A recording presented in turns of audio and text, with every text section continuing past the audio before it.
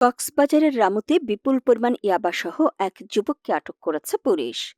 কক্সবাজারের রামু উপজেলার রাজারকুল ইউনিয়নের মধ্যম খোনারপাড়া এলাকায় গোপন সংবাদের ভিত্তিতে অভিযান চালিয়ে 1,30,000 পিস ইয়াবাসহ এক যুবককে আটক করা হয়েছে। এ সময় মাদক পরিবহনে ব্যবহৃত একটি মোটরসাইকেলও জব্দ করা হয়। আটককৃত যুবকের নাম আবু তাহের। তিনি উখিয়ার রাজাপালং ইউনিয়নের ঘিলাতলি গ্রামের সুলতান আহমদের ছেলে। মঙ্গলবার বিকেল 4টার দিকে রাজারকুল ইউনিয়নের মধ্যম ঘোনারপাড়া এলাকার নতুন কবরস্থানের দক্ষিণ পাশে পাঞ্জেগানা টু সোনাইছড়ি রাস্তার উপর এ অভিযান পরিচালনা করা হয়।